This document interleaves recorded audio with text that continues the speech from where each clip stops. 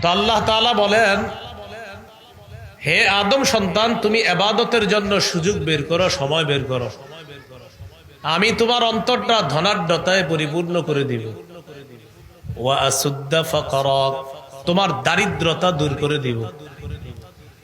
ওয়া ইল্লা মালাতু ইয়াদাইকা শুগলা ওয়া লাম আসুদ্দা ফাকরাক, ইবাদতের জন্য যদি সুযোগ না পাও, সময় না পাও, আমি তোমার দুই হাত এমন ব্যস্ততার মধ্যে করে দিব, জীবনেও তোমার দারিদ্রতা দূর হবে না। শুধু বলবা আরো লাগবে, আরো লাগবে।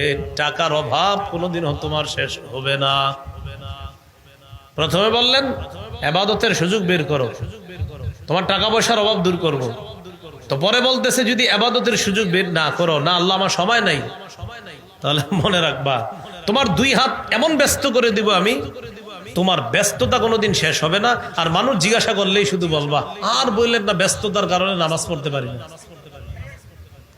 ব্যস্ততার কারণে নামাজ পড়তে পারে না। তো বলছিলাম ইবাদত করতে হবে, এই জীবনটা এই জন্য দিছে আল্লাহ তাআলা। সহিহ বুখারীর বর্ণনা কিতাবুর রিকাক কোমল হওয়া অধ্যায় একটা হাদিস আছে। এই হাদিসে কি করছে দেখেন, খাত্তা রাসূলুল্লাহ সাল্লাল্লাহু আলাইহি ওয়াসাল্লাম খাত্তান মুরাব্বা, নবীজি একটা চতুর্ভুজ আঁকলেন। চতুর্ভুজ, এটা একটা চতুর্ভুজ, এটা কিন্তু চতুর্ভুজ। এটা কি ভুজ? চতুর্ভুজ আঁকলেন। ওয়া খাত্তা খাত্তান ফিল ওয়াসাতি খারিজাম মিন, একটা চতুর্ভুজ আঁকার পর মাঝখান থেকে একটা দাগ দিলেন। এই দাগটা চতুর্ভুজের বাহিরে নিয়ে গেলেন। তাহলে চারটা দাগ, মাঝখানে একটা, সহিহ বুখারীর বর্ণনা, মাঝখানে একটা দাগ, এই দাগটা চারটা দাগের বাহিরে নিয়ে গেলেন। নেওয়ার পর ওয়া খাত্তা খুতাতান সিগারা, ওই যে দুই পাশে দুইটা দাগ আর মাঝখানে একটা দাগ, এই মাঝখানের দাগের আশেপাশে, মানে এই দাগের ভিতরে আর এই দাগের ভিতরে ছোট্ট ছোট্ট কিছু দাগ দিস। তাহলে চারটা দাগ চতুর্ভুজ, মাঝখানে একটা দাগ। বলেন তো মাঝখানের দাগটা কি ভিতরে না বাহিরে? বাহিরে। মাঝখানের দাগের দুই পাশে ছোট্ট ছোট্ট অনেকগুলা দাগ দিস।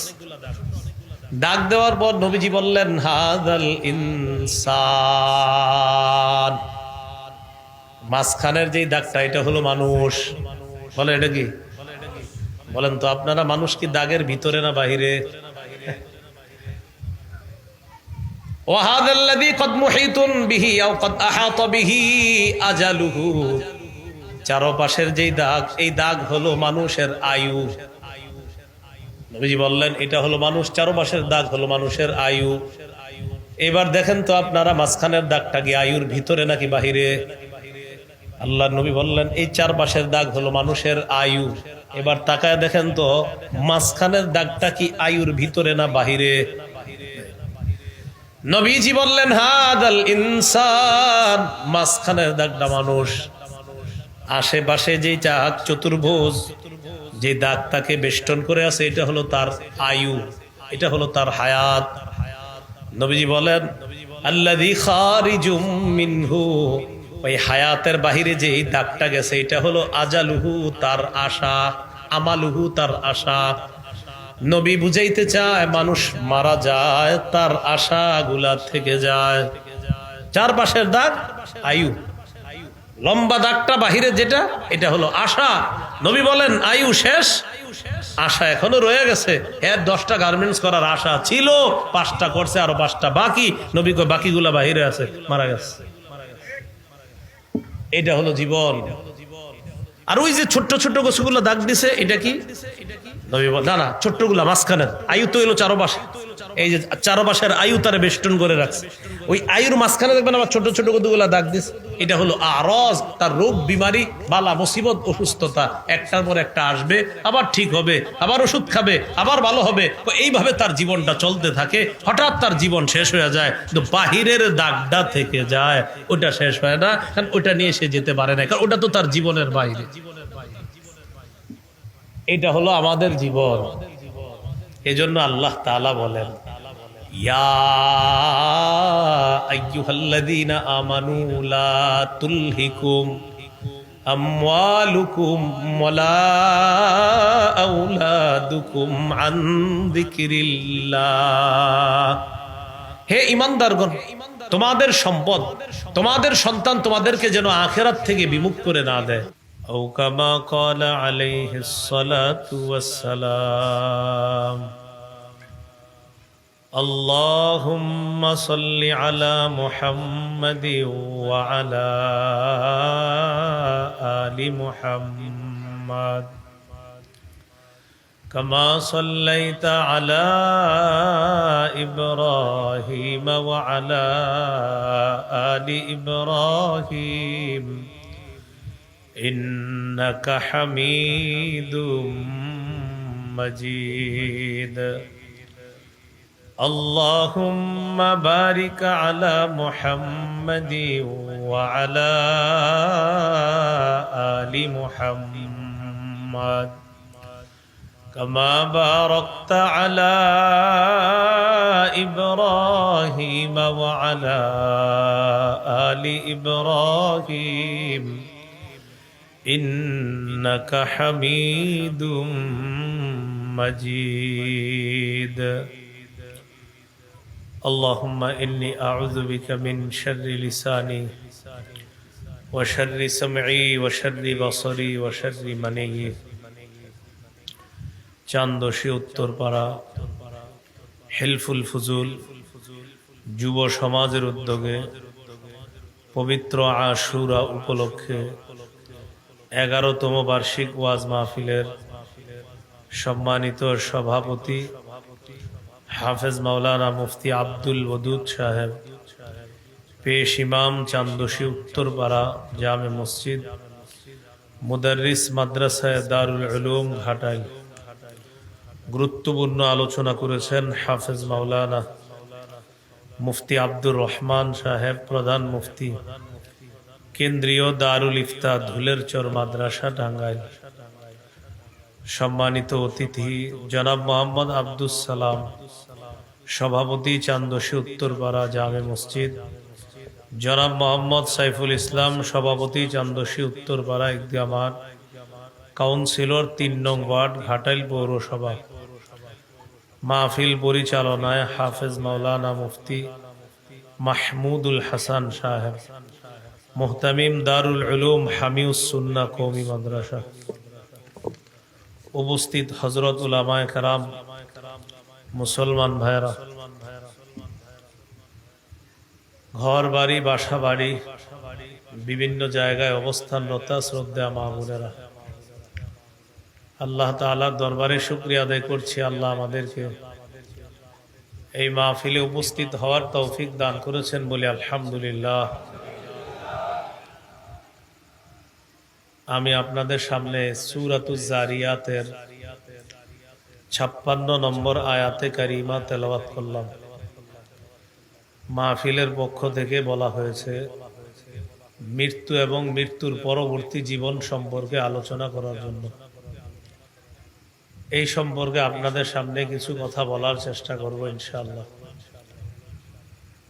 আশুরা উপলক্ষে আলোচনা, এই জন্য মুহররম সম্পর্কে 2-1টা কথা শুনবো, এরপর নির্ধারিত বিষয়ে আমরা আলোচনা শুনব।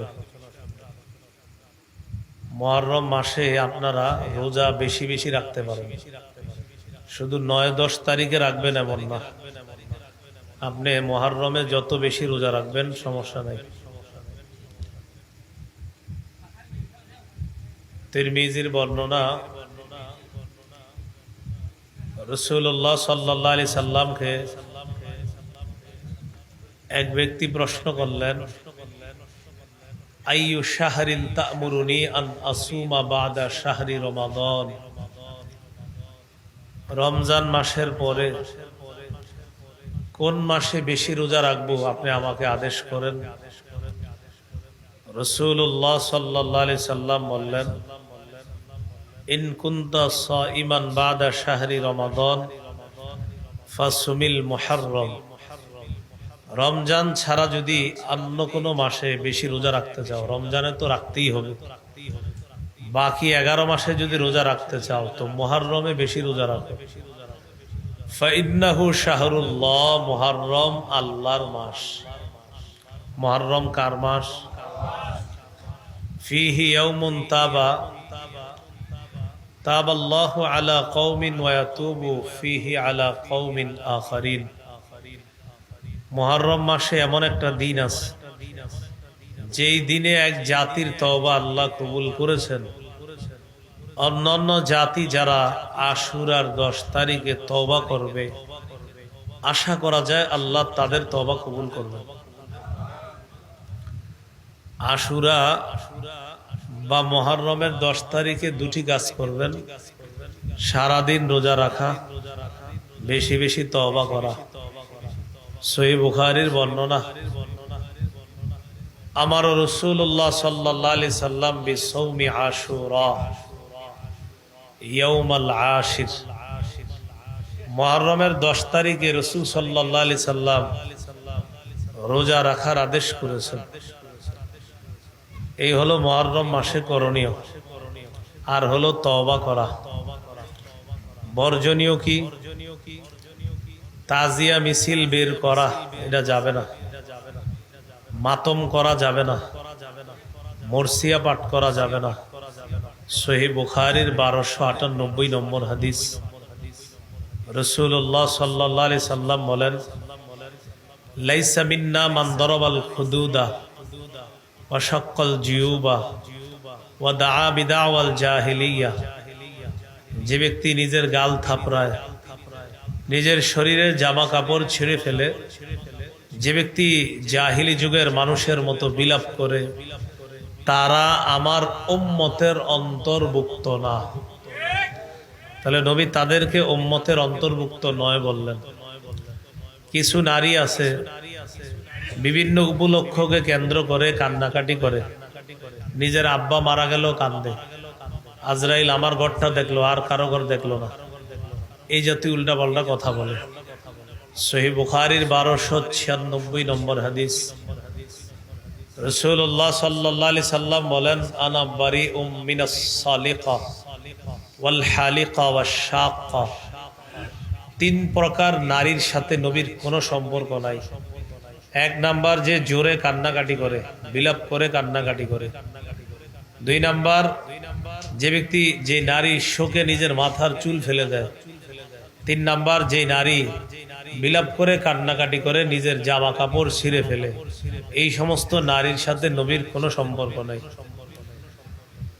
আল জামিউস সগীর হাদিসের একটা কিতাব আছে, 4201 নম্বর হাদিস। এই হাদিসে আছে, মাতাত যায়নাব বিনতি রাসূলিল্লাহ সাল্লাল্লাহু আলাইহি সাল্লাম। মাতাত, মারা গেছে জয়নব রাদিয়াল্লাহু তাআলা আনহা। তিনি কে ছিলেন? বিনতু রাসূলিল্লাহ সাল্লাল্লাহু আলাইহি সাল্লাম, আল্লাহর রাসূলের কন্যা। তিনি মারা যাওয়ার পর ফাবাকাতিন নিসা, নারীরা কান্নাকাটি শুরু করছে। ফাজাআলা উমারু ইয়াদরিবুহুন্না বিসাউতিহি, হযরত ওমর লাঠি দিয়ে এদেরকে মারা শুরু করছে। থামো। ফাআখারাহু রাসূলুল্লাহ সাল্লাল্লাহু আলাইহি সাল্লাম বিয়াদিহি, রাসূলুল্লাহ সাল্লাল্লাহু আলাইহি সাল্লাম নিজের হাত দিয়ে হযরত ওমরকে বাধা দিয়ে বললেন, মাহলান ইয়া ওমর, ওমর একটু সদয় হও, নরম হও, তুমি এইভাবে কঠিনতা আরোপ করবা না। এটা বলে নারীদেরকে বললেন, ইয়া কুন্না ওয়া নাঈকাশ শাইতান, এ নারীরা শয়তানের মতো এই জাতীয় আওয়াজ করে কান্নাকাটি করা থেকে বাঁচো। শয়তানের মতো ইনিয়ে বিনিয়ে এইভাবে কান্না করা থেকে তোমরা বাঁচো। তো রাসূল সাল্লাল্লাহু আলাইহি সাল্লাম এইভাবে কান্না করতে নিষেধ করে বললেন, কেউ মারা যাওয়ার পর মাহমা কানা মিনাল আইনি ওয়া মিনাল কলবি ফামিনাল্লাহ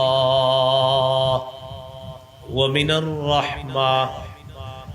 কেউ মারা যাওয়ার পর চোখের পানি যদি আসে, অন্তর যদি নরম হয়, আর যদি সে কোনো চিৎকার চেঁচামেচি না করে, অটোমেটিক চোখ দিয়ে পানি আসতেছে, তার বিয়োগ ব্যথায় কলব ব্যথিত হয়েছে। নবী বলেন, এই কান্না আল্লাহর পক্ষ থেকে রহমত, দয়া। ওয়া মাহমা কানা মিনাল লিসান ওয়াল ইয়াদ ফামিনাশ শাইতান। আর যেটা জবান থেকে হবে, হাত থেকে হবে, এটা শয়তানের পক্ষ থেকে।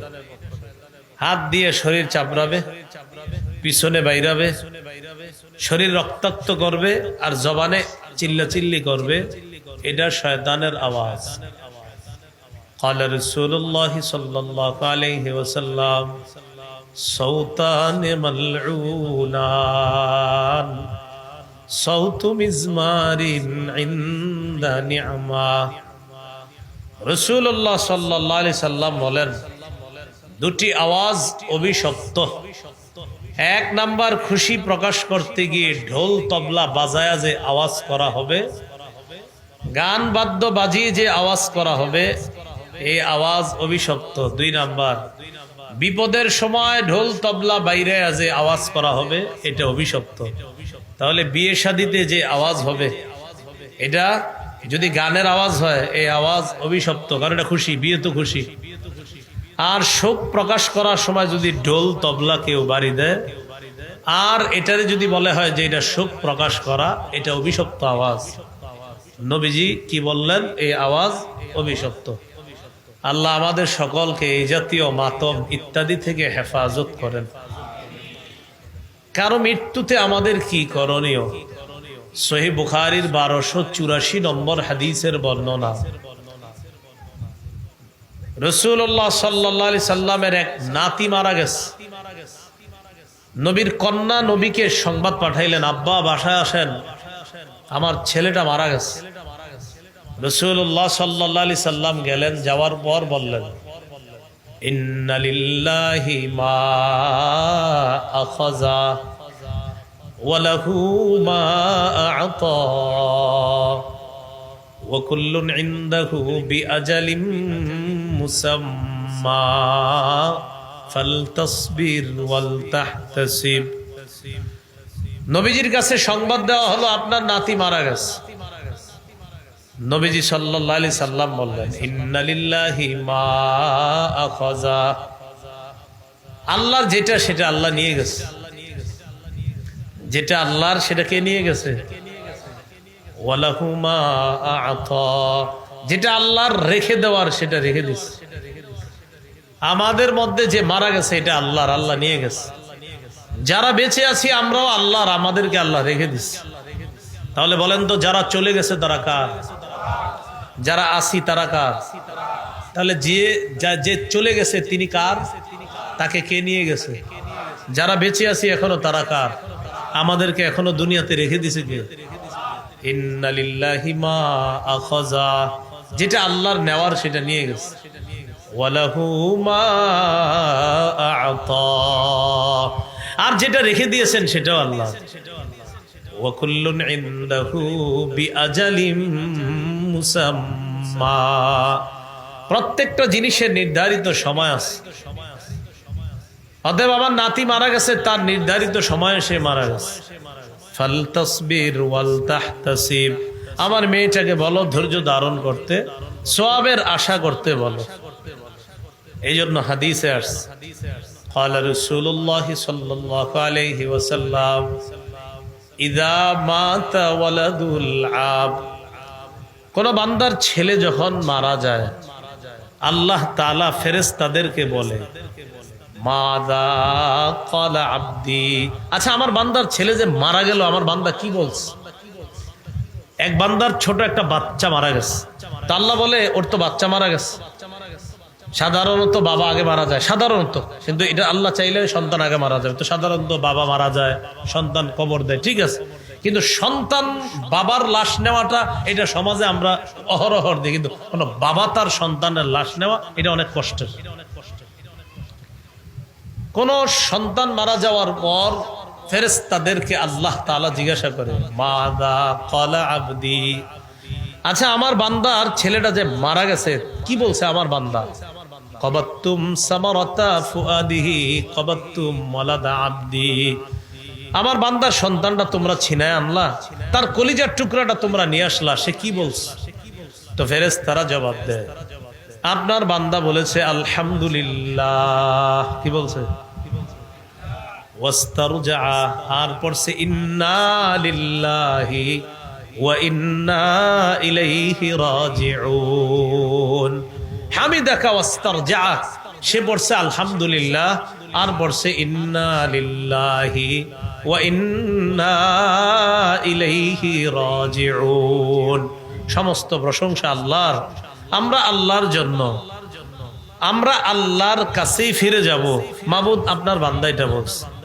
তো আল্লাহ ফেরেশতাদেরকে বলে ইবনু লিআবদি বাইতান ফিল জান্নাহ ওয়া সুম্মুহু বাইতাল হাম, এই মুহূর্তে আমার এই বান্দার জন্য জান্নাতে একটা ঘর বানাও, ঘরের নাম রাখো প্রশংসার ঘর।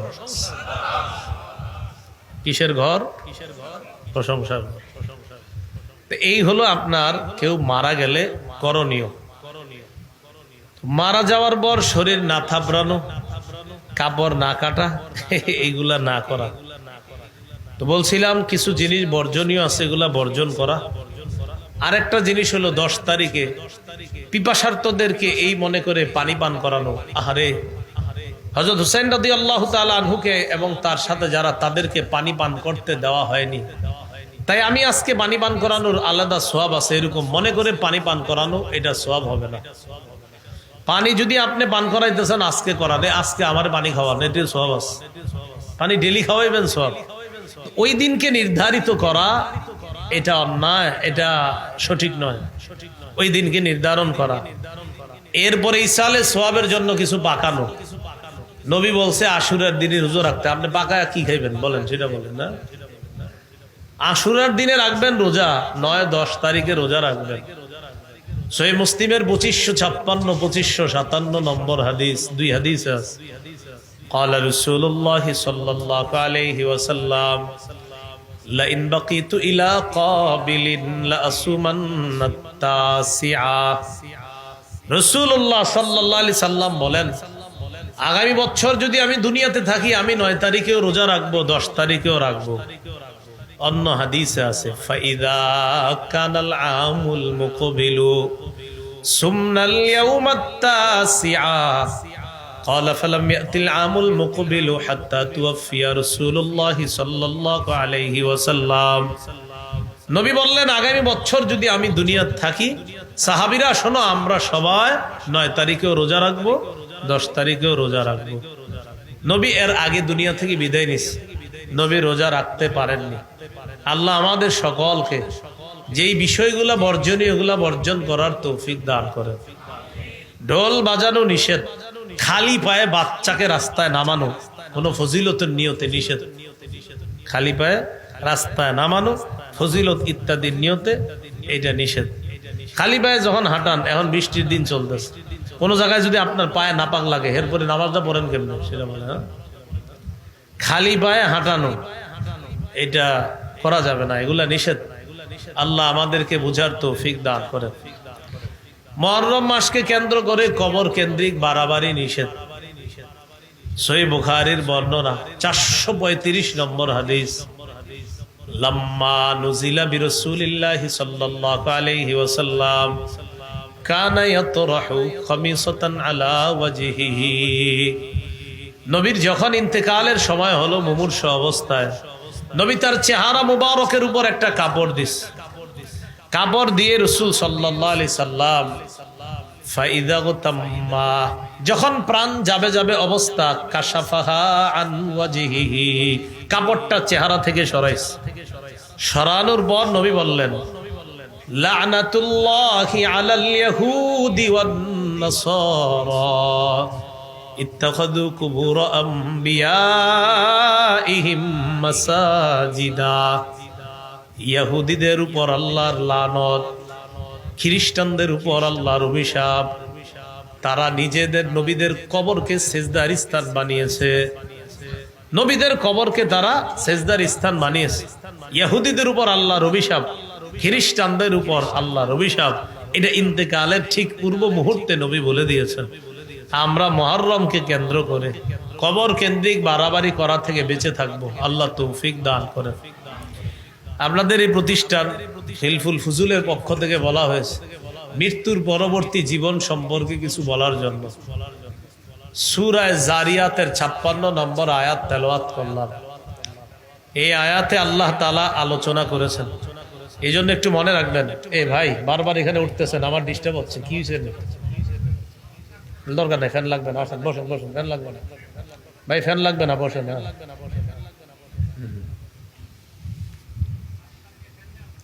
ফ্যান লাগবে না, ফ্যান লাগবে না।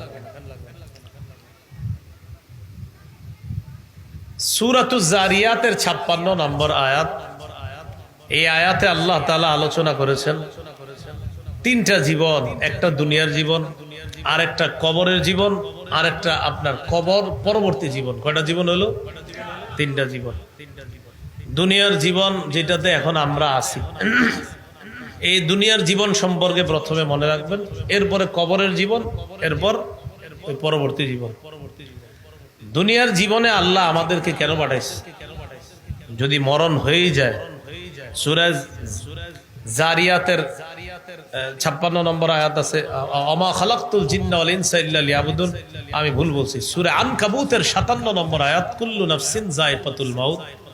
প্রত্যেকটা নফস মৃত্যুর স্বাদ গ্রহণ করবে, এটা হলো সূরা আনকাবুতের 57।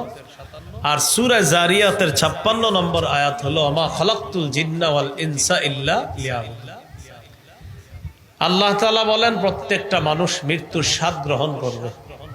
এখন প্রশ্ন হলো, মৃত্যুর স্বাদ যদি গ্রহণ করা লাগে, তাহলে আমাদেরকে আল্লাহ কেন বানাইলেন? এই কথাটা সূরা জারিয়াতের 56 নম্বর আয়াতে আল্লাহ বলেন, ওয়ামা খালাকতুল জিন্না ওয়াল ইনসা ইল্লা লিয়াবুদুন। জিন এবং ইনসানকে সৃষ্টি করেছি ইবাদত করার জন্য। তাহলে প্রথমে আল্লাহ বললেন সবাই মরতে হবে, তো মরতে হবে আসি কেন তাহলে? তা আল্লাহ বলেন ইবাদত করার জন্য। বলেন তো আমাদের সবার কি করতে হবে? মরতে হবে। তো এখন আসি কেন? ইবাদতের জন্য। তিরমিজির বর্ণনা 2466 নম্বর হাদিস, 2466।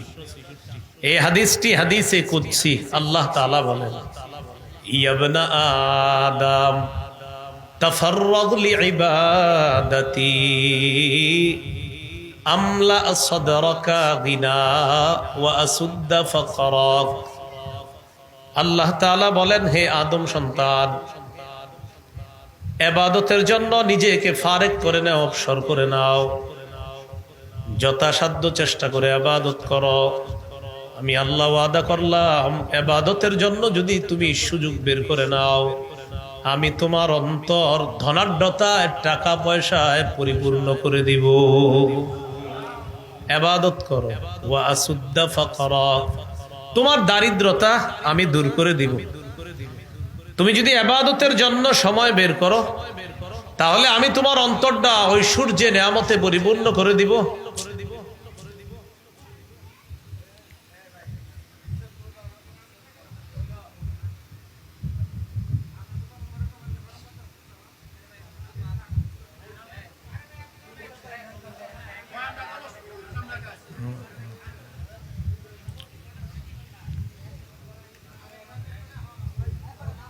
দেখবেন দুই জিনিস মানুষকে আখিরাত থেকে দূরে রাখে, আল্লাহর জিকির থেকে, স্মরণ থেকে দূরে রাখে।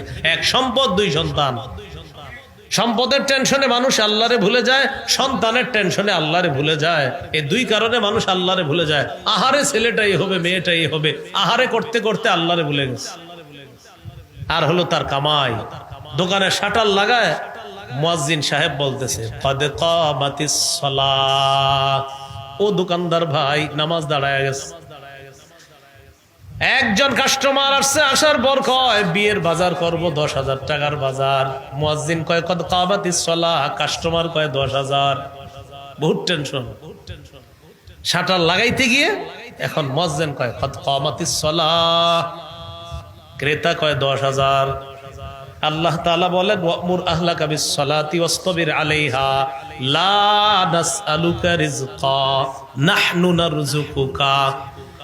নবী, আপনি আপনার পরিবারকে নামাজের কথা বলেন আর তাদেরকে আপনি জানায়া দেন, আমি তোমাদের কাছে রিজিক চাই না, আমি তোমাদেরকে রিজিক দেই। নামাজের সাথে রিজিকের কি সম্পর্ক? মানুষ রিজিকের টেনশনে নামাজ ছেড়ে দেয়। আল্লাহ তাআলা বুঝাইতে যায়, তুমি নামাজে যাও, আমি তোমারে রিজিক দেই, তোমার কাছে আমি আল্লাহ রিজিক চাই না, আমি রিজিক দেই। যাও শাটার লাগাও, নামাজ পড়ো, আরে রিজিক তো আমি দেই, আমি তোমার কাছ থেকে রিজিক চাই না।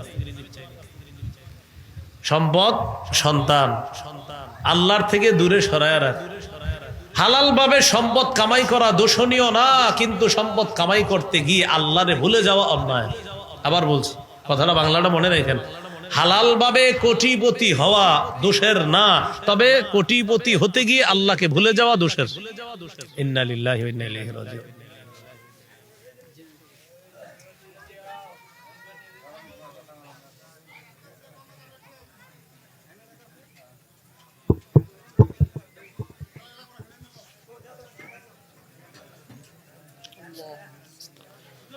আস্তাগফিরুল্লাহ, আস্তাগফিরুল্লাহ, আস্তাগফিরুল্লাহ। আলহামদুলিল্লাহ। আমরা তিনটা জীবনের কথা শুনতেছিলাম। প্রথমে দুনিয়ার জীবন।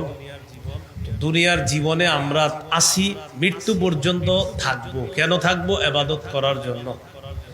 এই ইবাদত করতে গিয়ে বাধা হয়ে দাঁড়ায় সম্পদ, সন্তান। আল্লাহ তাআলা বলেন তোমাদের সম্পদ, তোমাদের সন্তান যেন আল্লাহর জিকির থেকে বিমুখ করে না দেয়, গাফেল করে না দেয়। এখানে গুরুত্বপূর্ণ একটা বাংলা বলতেছিলাম, কোটিপতি হওয়া হালাল ভাবে দোষণীয় না, কিন্তু কোটিপতি হতে গিয়ে আল্লাহকে আখিরাতকে ভুলে যাওয়া এটা দোষের। ভাই কথাটা মনে থাকবে না ইনশাল্লাহ?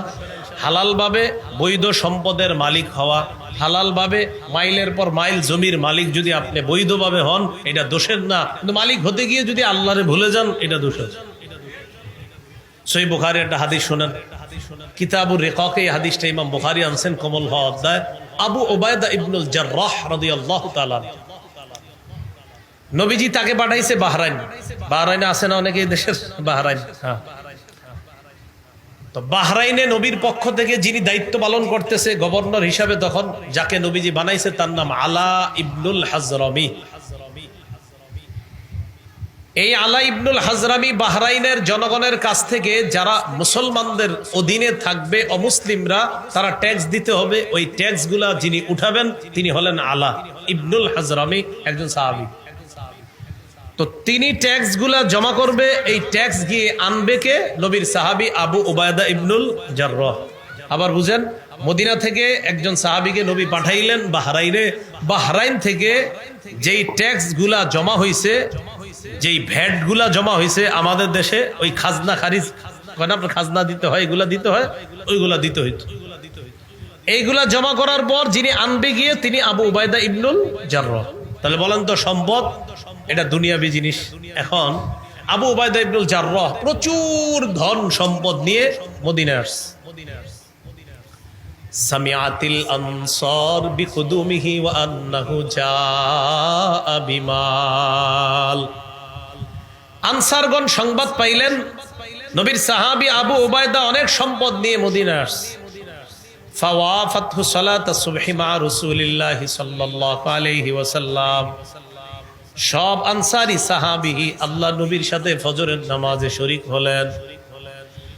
ফালাম্মান সারাফা, নবী যখন নামাজের সালাম ফিরাইলেন, তাআররাদু লাহু, সবাই আল্লাহ নবীর কাছে কাছে গিয়ে বসছে।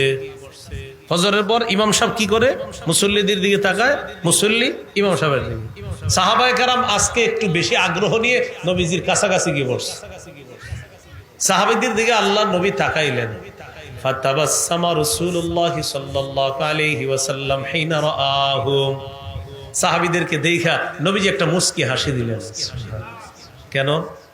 বুঝাইলেন হাসির মাধ্যমে, বুঝছি আজকে কেন কাছে কাছে আইছো।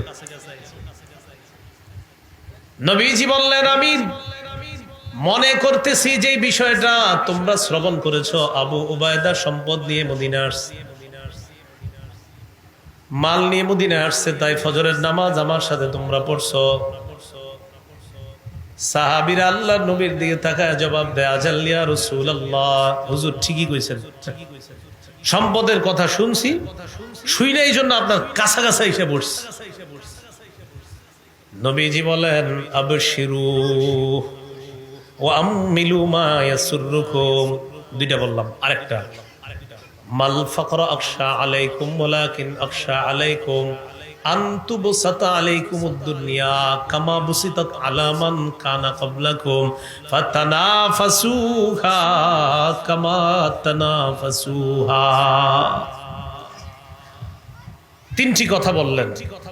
এক নাম্বার, আবশিরু, সুসংবাদ গ্রহণ করো। কি গ্রহণ করো? হাদিসের এই জায়গা থেকে বোঝা যায় হালাল ভাবে বৈধ সম্পদ কামনা করা অন্যায় না। নবী বলছে সুসংবাদ গ্রহণ করো। তাহলে হালাল সম্পদ কামনা করা দোষের না, না হয় নবী সুসংবাদ কেন বলবে? আর সুসংবাদ কি কোনো খারাপ জিনিসের হয় নাকি? নবী বললেন আবশিরু, সুসংবাদ গ্রহণ করো। হাদিস থেকে বোঝা যায় হালাল সম্পদ কামনা করা এটা দোষের না। 2 নাম্বার বললেন আমিলু মা ইয়াসুররুকুম, তোমরা আশা করো যা তোমাদেরকে আনন্দ করবে, যা তোমাদেরকে আনন্দ দিবে এমন সম্পদের আশা করো। এর মানে সম্পদের যে আশা করছো এর সুসংবাদ গ্রহণ করো। আর তোমাদেরকে আনন্দ দিবে যেই সংবাদ, যেই সম্পদ, এই সম্পদের কামনা করো। সম্পদ দিমু তোমাদেরকে, সুসংবাদ দিলেন, এটাও বললেন সম্পদও দিমু, আশাবাদী থাকো, সমস্যা নেই। 3 নম্বরে বললেন শোনো তোমরা, মাল ফাকর আখশা আলাইকুম, আমি দুনিয়া থেকে বিদায় নেওয়ার পর তোমাদের দারিদ্রতা তোমাদেরকে পেয়ে বসবে এই আশঙ্কা আমি করি না। আমি দুনিয়া থেকে বিদায় নেওয়ার পর দারিদ্রতা তোমাদেরকে পেয়ে বসবে এই আশঙ্কা আমি করি না। আবার বুঝেন, 1 নাম্বার নবী বললেন সুসংবাদ গ্রহণ করো সম্পদের। 2 নাম্বার বললেন সম্পদ যা তোমাদেরকে দিব এই আনন্দটা তোমরা গ্রহণ করো। 3 নম্বরে বললেন দারিদ্রতার ভয় আমি করি না, তোমাদেরকে দারিদ্রতা পেয়ে বসবে এই ভয় আমার নাই। তাহলে কি আছে? নবী বললেন ওয়ালাকিন আখশা আলাইকুম আন তুবসাতা আলাইকুমুদ দুনিয়া কামা বুসিতাত আলা মান কানা ক্বাবলাকুম ফাতানাফাসুহা কামা তানাফাসুহা ওয়া আলহাতকুম কামা আলহাতহুম। আমার আশঙ্কা দুনিয়ার এই সম্পদ আর চাকচিক্য তোমাদের সামনে এমন ব্যাপকভাবে বিছিয়ে দেওয়া হবে যেমন অতীত জামানার মানুষের সামনে সম্পদ বিছায়া দেওয়া হয়েছে, অঢেল ধন সম্পদ। ওই সম্পদ কামাই করতে গিয়ে, প্রতিযোগিতা করতে গিয়ে তারা আখেরাত থেকে দূরে সরে গেছে, আখেরাত ভুলে গেছে, আল্লাহ ভুলে গেছে। সম্পদ তাদেরকে আখেরাত থেকে দূরে সরাইয়া দিছে। আমার ভয় তোমরাও সম্পদের প্রতিযোগিতায় পড়ে তাদের মতো আখেরাত থেকে দূরে সরে যাবা, আমি নবী এই আশঙ্কা করি। নবীর এই আশঙ্কা কবে বাস্তবায়ন হবে নাকি চলছে? তাহলে 3টা কথা বললেন, হালাল ভাবে সম্পদ আশা করো, হালাল সম্পদের সুসংবাদ গ্রহণ করো। সাথে সাথে বলতেছে বেশি সম্পদ হয়ে গেলে তোমাদের একটা সমস্যা হইতে পারে, এই আশঙ্কাও আমি করি। সেটা হলো অতীত জামানার মানুষকে বেশি সম্পদ দেওয়া হয়েছে, আল্লাহরে ভুলে গেছে। তোমরাও না জানি আল্লাহকে ভুলে যাও, আমার এই আশঙ্কা হয়। তাহলে হাদিস থেকে শিখতেছি হালাল সম্পদ কামনা করা দোষের না, হালাল সম্পদ চাহিদা পেশ করা এটা দোষের না। হালাল সম্পদ কামাই করতে গিয়ে আখেরাত ছেড়ে দেওয়া, আল্লাহ ছেড়ে দেওয়া, নবী কয় এটার ভয় হয় আমার। কি শিখলাম হাদিস থেকে? হালাল সম্পদের সুসংবাদ কি দোষের? হালাল সম্পদ কামনা করা দোষের? হালাল সম্পদ কামাই করতে গিয়ে আল্লাহ ভুলে যাওয়া দোষের, আখেরাত ভুলে যাওয়া। মাশাআল্লাহ, এই তো বুঝে আসছে। এইটাই হলো আমাদের দুনিয়ার জীবন। তো দুনিয়ার জীবনে সম্পদ দরকার, সন্তানও দরকার, আবার সম্পদ সন্তানকে টাকা পয়সা রাইখা যাওয়া এটাও দরকার। হাদিসে আছে قال رسول الله صلى الله عليه وسلم أن تذر